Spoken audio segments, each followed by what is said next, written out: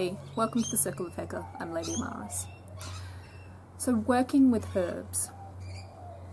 When you're working with herbs as part of a magical practice, you have to, well, you don't have to, but it's a good way to think about it in the fact that everything is a vibration.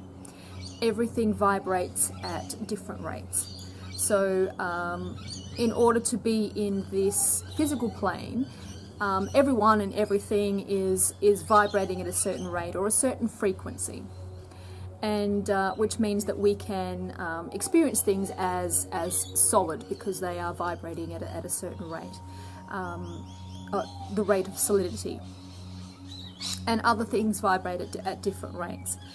And certain herbs, certain colours, certain fragrances, all of those sorts of things, they're all vibrating at different, let's say, frequencies. And when you're doing a spell, you want to dial in to that frequency. You want to it's like the old radios where you had the dial, and if you weren't quite on it, you'd get all this static, but then you had to kind of tweak it until you got exactly on the station. Doesn't really work so much now with digital, but you need to have a little tweak to the dial one side, a little tweak to get exactly on there. And that's the idea that you're using when you're using herbs and colours and different various things for a spell. You are putting things together to tweak it so that you get the best possible reception. So with your herbs are part of that mix, part of that tweaking of the reception, because different herbs vibrate at different rates, different frequencies, and they are in line with different things. So you've got herbs for money will be vibrating at the rate or frequency for either keeping money or generating money or getting money in. You have herbs for love, which are about keeping love, making sure that it is a solid love, fidelity, people who are single who want to get love. There are other ones that are just specifically to ramp up a sex life, all of those sorts of things. So different frequencies for different things. And many herbs have quite an array of things that they can do. And when you are working with a herb, you need to, if you've got one herb that does this, but it also does, one herb that's for love, but it's also great for money, it's also great for protection, and it's also great for, if you want to birth something, or for birthing children. So you've got one herb that can do quite a few things. So you'll need again is to tweak that. So you've got a herb that can vibrate at, or has a frequency that can be kind of varying, and so you need to tell that herb exactly what it needs to do. A little bit like if you have a tradesman who comes in to do some work for you, and that tradesman is good at, he's a carpenter, he's an electrician, he's a plumber, he also does the gardening, he can do lots of things. And almost got dive bombed by a crow. Okay, he can do, oh, here's the other one. Hello. Hey. How you doing?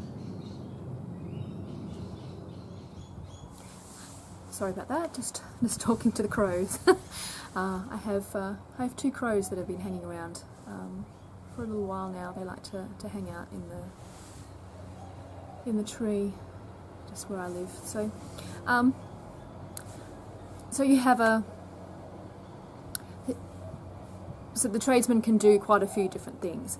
Now, if you employ the tradesman and then just go away, the tradesman's not going to know what it is that you're employing them for. They're not going to know, okay, do I work on the plumbing? Is there a cabinet that needs to be made?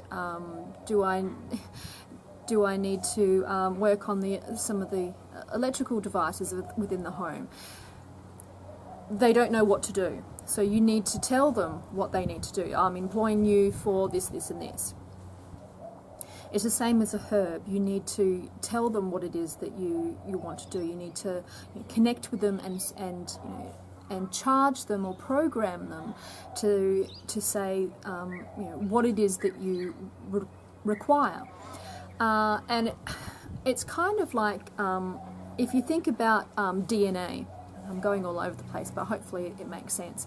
You think about DNA. Your DNA is certain attributes and traits within your body. Some of them can be turned on, some of them can be turned off, and in order to do certain things. So within the herb, your herb has certain qualities and traits that it's good at. Now, when you talk to the herb, you charge the herb, you program the herb will turn off the things that aren't required. And if you think about them as energy, okay, so different energies. So you've got the money energy, you've got the love energy, you've got the the protection energy that this herb can do. Now, you're just saying that you want it for love. This one is just for love. So what will happen is that the energy for the other things will decrease or will turn off, and then the energy for the other one will increase. Okay, so all this stuff that's been used to keep that running isn't needed, so we'll turn it off, and the excess energy now goes into the other part. So it amplifies it, it tells it what it wants to do, turns off what's not needed, and uses that energy to amplify what is needed. So that's the idea of charging and programming your herbs. Now, there's slightly different ways of doing that. Many people will do it by putting their hands on there and putting energy in there and programming and talking to it. Others will do it by using planetary energies and aligning it with some of the elemental energies that are needed, because each herb has quite a few different correspondences. It's got whether it's a masculine or feminine herb, whether it's a herb that's aligned with air, fire, earth, all of those sorts of things. So you can use those energies also in your spell. So you can charge a herb with planetary energies. You can charge a herb with the energies of east, or air, fire, earth, and water. You can charge them with those energies. So it depends mainly on what working it is that you want and how much energy you require, and how much you need to dial in that energy as to what you do. Now, most of the time when you're looking at videos from myself and a lot of times many other practitioners, is that in the process of speed, many of the herbs that we'll put into different things have already been charged or pre-charged beforehand, because that process takes a while. It takes a while to connect and give enough energy to that herb and put that in. So instead of having that and having a 20-hour long video, maybe not necessarily that long, but having an exorbitantly large video, what will happen is that most of the pre-charging will be done when the cameras aren't rolling.